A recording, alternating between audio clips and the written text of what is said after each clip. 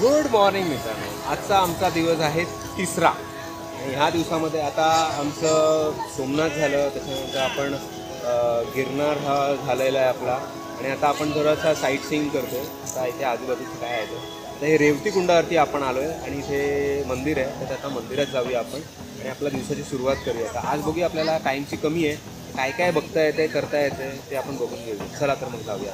मित्रांनो, दामोदर कुंडाच्या बाजूला जे तुम्हाला मंदिर दिसत आहे ते आहे द्वारकाधीश मंदिर. आणि असं बोललं जातं की ह्या मंदिरातली जी कृष्णाची मूर्ती आहे, राधाकृष्णाची मूर्ती आहे, वज्रनाभा राजा होता, तो आहे कृष्णाचा नातू, त्यांनी ही स्थापित केली होती.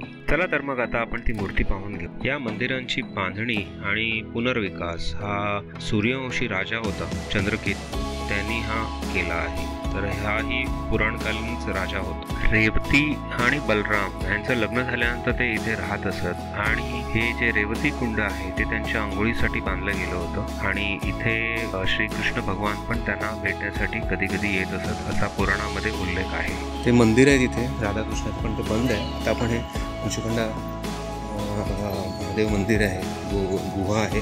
आपण ह्या मुचकुंडी ऋषींची जी गुफा होती ती आपण रत्नागिरीमध्ये गेलो होतो, त्याचा व्हिडिओ आपल्याकडे आहे, तर आपण तिथे गेलो होतो.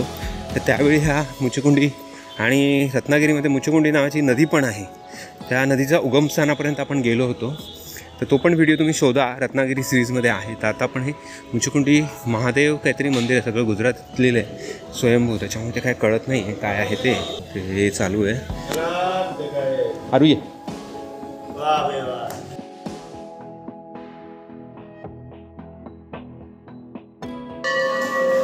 हे महादेवाचं मंदिर आहे इथे. चला मित्रांनो, तो इथे ती गुफा आहे, पण आता तेवढा आपल्याला वेळ नाही तिथे जायचं, तर आपण जात नाही, आपण निघतो इथून पटापट. चलो मित्रांनो, आपण आता जे पाहत आहोत ते आहे दामोदर कुंड, पांडवकालीन कुंड आहे. बाजूला तुम्हाला विशाल असा गिरनार पर्वताचा इथे तुम्हाला भाग दिसतोय आणि इथे समोरच जो डोंगर आहे तो आहे अश्वत्थामा डोंगर, त्याच्याच पायथ्याशी हे कुंड असे बसलेले आहे. आता आपण आलो आहोत उपरकोट ह्या किल्ल्यावरती आलो आहोत. हा जुनागडमध्ये मेन सिटीमध्ये हा किल्ला आहे. तर किल्ल्याची एंट्री फी इथे आहे 100 रुपये आहे ॲडल्टसाठी आणि 50 रुपये आहे लहान मुलांसाठी. पण आता ह्या किल्ल्यामध्ये आपण जाऊया. हे बघा, एवढ्या गोष्टी आहेत इथे. म्हणजे हा जर किल्ला बघायचा झाला तर मला वाटतं 32 पॉईंट त्यांनी दिलेले आहेत इथे, 34 पॉईंट दिलेले आहेत. ते 34 पॉईंट आपल्याला बघता येणार नाही, पण जे मेन आहेत ते पॉईंट आपण बघून घेऊया. सिक्युरिटी एकदम टाईट आहे ह्या किल्ल्यामध्ये आणि हा असा एंट्रन्स आहे इथे, असा छोटेखानी आहे, मोठाच आहे, चांगला हे केलेला आहे इथे. असं इथे आल्या तिथे असं थोडंफार आतमध्ये मंदिरं दिसत आहेत मला थोडीफार अशी, आणि एक भव्य दिव्य असा हा इंटॅक्ट कंडिशनमध्ये असा हा किल्ला दिसतो. मित्रांनो, इथे आल्याच तुम्हाला इथे हनुमानाचं एक मंदिर दिसतंय आणि इथे एवढा मोठा असा हा गणपती आहे, एकदम भला मोठा आहे. तर नीट बघायला लागतं तरच तुम्हाला ते कळेल की हा गणपती बाप्पा आहे असं. त्यांच्या इथूनच तुम्ही इथे बघाल तर इथे एक छोटेखानी अशी ही वाव आहे, म्हणजे विहीर त्या काळात. ही अशी खोल अशी विहीर आहे, फेमस आहे, इथे लोक येतात असे बघायला. चला, फार अशी खोल अशी आहे. ॲक्च्युली हा जो एरिया जो आहे तो साधारण डेझर्टेड असा आहे, त्याच्यामुळे पाण्याची फार इथे किल्लत किंवा दिक्कत अशी आहे. तर त्याच्यामुळे इथे जायचं असेल तर तुम्हाला इथे म्हणजे राहायचं असेल तर त्यासाठी पाण्यासाठी इथे फार अरेंजमेंट करायला लागते. आणि इथे पाण्यासाठी फार इथे म्हणजे ह्या एरियामध्ये आणि राजस्थानमध्ये बघा तर युद्ध छेडली गेली आहे. म्हणजे हे दोन असे रिजन आहेत की पाण्यासाठी युद्ध छेडली गेली आहे. तर अशा ठिकाणी आता आपण आलो आहोत आणि इथे पाण्याचं किती महत्त्व आहे. आम्हाला काल आम्ही गिरनार पर्वतावर पण गेलो होतो, तेव्हा ते पण त्यांनी सांगितलं की इथे पाणी फार महत्त्वाचं आहे, सोन्यापेक्षा जास्त किंमत पाण्याला आहे. आणि इकडचं तुम्ही जर स्टोन बघाल हा, तर एक मस्त असा एक स्कल्पचर आहे इथे. जाम गर्दी आहे, लोक सुट्टी असल्यामुळे येत आहेत. वा, अतिशय भव्य दिव्य असं आहे, जबरदस्त आहे. आता हे रिस्टोर केलेलं आहे की ओरिजिनल आहे माहिती नाही मला, पण जे काय दिसतं आहे ते मला ओरिजिनॅलिटीला फार समर्पक असं केलेलं आहे.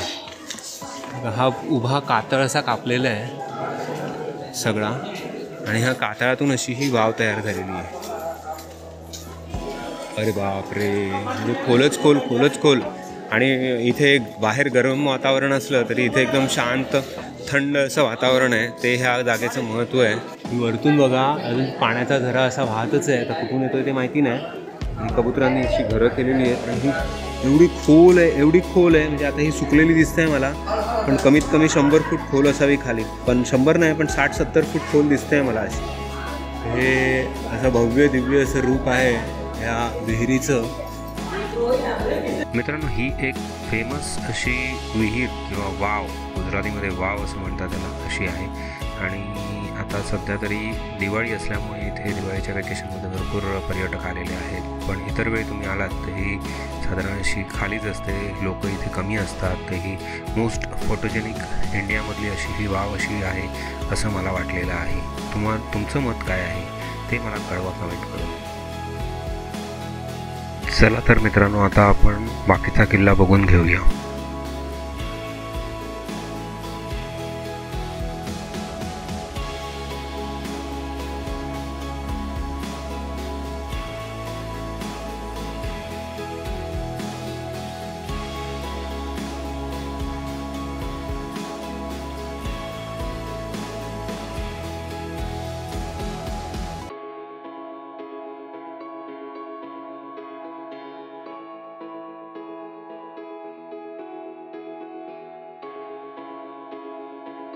वरती एक गार्डन आहे, तर आता आपण तिथे नाही जात आहोत. तर मेन आपल्याकडे वेळेचा फार कमी आहे, तर आपल्याला जेवढं बघता येईल तेवढं बघून आपण निघूया इथून ह्या जागेतून. कारण की तिकिटाला जेवढं लाईन लागली आणि लोकं एवढी आलेली आहेत, it is a difficult task.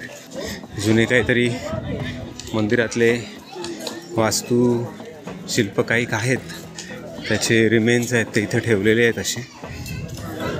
असे सोमनाथला पण आपण बघितले, आपल्याला बघता आले नाही, पण तिथे एक म्युझियम बनवून ठेवलेलं आहे ह्या गोष्टींचं.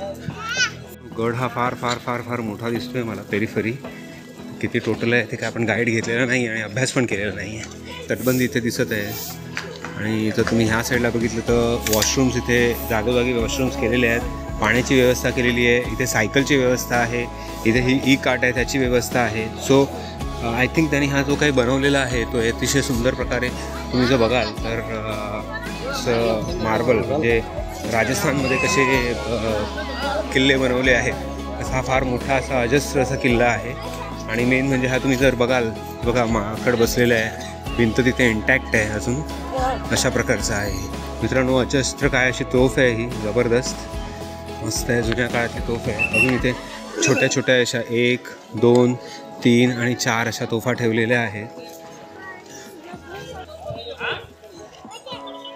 ह्या छोट्या अशा तोफा आहेत. आणि जुनागडचा इकडे विस्तृत नजारा जो आपल्याला वरतून गिरनारवरून दिसत होता, तो शहर इथे एवढं आहे. मला वाटतं हे जुनागड कुठच्या अँगलनी जुनं दिसत नाही, हे सगळं एकदम डेव्हलप्ड सिटी वाटते. इथे छोटे मोठे अशा बिल्डिंग आहेत. चला आता ह्या तोफा बघून घेतल्या आहेत, आपण पॅलेसमध्ये जाऊया. आणि समोर तुम्हाला गिरनार पर्वताचं दर्शन दिसतंय बरोबर तिकडे. आणि इथे हा असा पॅलेस आहे. आपण आता पॅलेसला थोडासा एक राऊंड मारूया, कारण की टाईम अप झालेला आहे. We have to pack up. नक्षीकाम एकदम जबरदस्त असं केलेलं आहे, म्हणजे राजस्थानी ह्याच्यावरती नक्षीकामाची छाप इथे पडलेली आहे. एवढं जबरदस्त आहे. ह्या किल्ल्याचं ब्युटिफिकेशन आताच झालेलं आहे. एवढं सुंदर असं ब्युटिफिकेशन केलेलं आहे. कुठच्याही अँगलनी असं वाटत नाही की हे सगळं नवीन आहे. आता आय होप हे सगळं नवीन केलेलं आहे. हे बघा किती सुंदर आहे, पण हे असं वाटतंय सगळं जुन्या कामातलंच आहे, म्हणजे काळातलं असं आहे. असं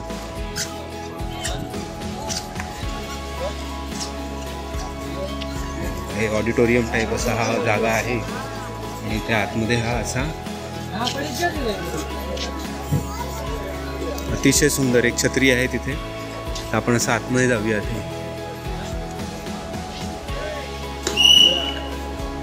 पॅलेस आहे. पॅलेस म्हणजे जबरदस्त पॅलेस आहे. मॉन्युमेंट्स आहेत, काही जुन्या तुटलेल्या वास्तू अशा ठेवलेल्या आहेत या.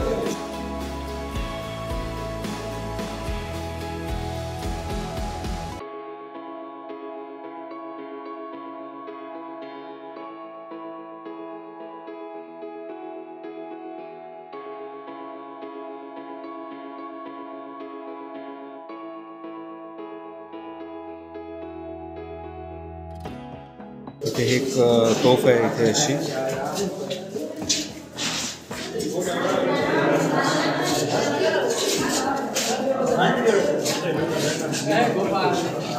मित्रांनो, ही जी काही वास्तू आहे हा पॅलेस आहे आणि ह्या पॅलेसमध्ये पुरातत्व विभागाकडून काही इथे असे विशिष्ट प्रकारच्या नक्षीकाम केलेले खांब आहेत किंवा काही मंदिरं तुटली असतील किंवा राजवाडे तुटले असतील किंवा सोमनाथ मंदिर जसं आहे त्याच्या मंदिरातून काही असे जे अवशेष आहेत ते इथे आणून ठेवले आहेत आणि हे ज्या प्रकारे मांडलेले आहेत ते अतिशय सुंदर प्रकारे ठेवलेले आहेत आणि त्यांची डागडुजी पण करून ठेवलेली आहे. तर हे बघण्यासारखं आहे आणि हे नक्षीकाम तर अफलातून केलेले आहे. तर इथे आवर्जून भेट द्या.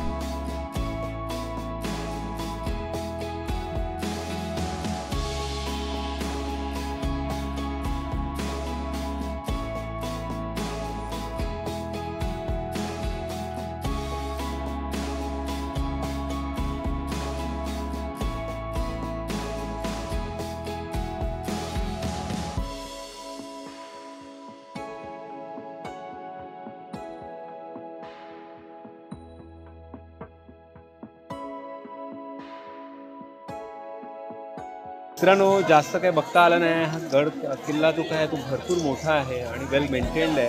सध्याच हा ओपन झालेला आहे. याच्या आधी मेंटेनन्सचं काम चालू होतं. तर आता तुर्त आपण इथेच पॅकअप करूया कारण की आपल्याकडे वेळेची कमी आहे. तर आता आपण बाहेर जातो आणि आता आपण रिटर्नचा आपला जर्नी मुंबईकडनं चालू करतो. चला तर tata bye bye. Keep watching our channel. Okay Aaru, कसं वाटलं तुला इथे फिरून? दीदी तुला कसं वाटलं? It was worth. बरोबर आहे, पण आता आपला किल्ला बघायचा राहिला. ही फक्त एक खंत आहे. परत येऊ आणि परत हा किल्ला बघू. चला मग. चला तर मग आता मी जेवायला सुरुवात करतो. हे इथे काहीतरी ह्या हॉटेलचं नाव गीता आहे, काहीतरी गीता लॉज. आपण इथे आलो आहोत आणि हे आपण गुजराती थाळी टेस्ट करतोय. प्रेझेंटेशन तर छान वाटतंय. आता we will test and we will let you know काय आहे. लोणची वेगवेगळी. हां, लोणची आहे वेगवेगळी. How was food? खूप मस्त होता, टेस्टी एकदम. दीदी हाऊ वॉज फूड?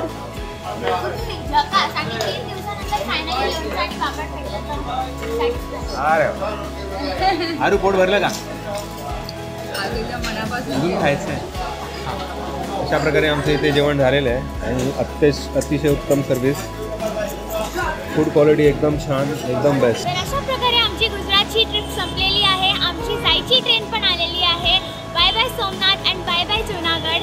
तुम्ही आमच्या चॅनलवरती जे दिवाळी पहाटचे जे व्हिडिओज होते दोन पार्ट्स बनवलेले होते त्यांच्यावरती तुम्ही 18,000 व्ह्यूज दिले. खूप सारे आम्हाला भरभरून लाईक्स आणि कॉमेंट्स आले. त्याबद्दल थँक्यू सो मच.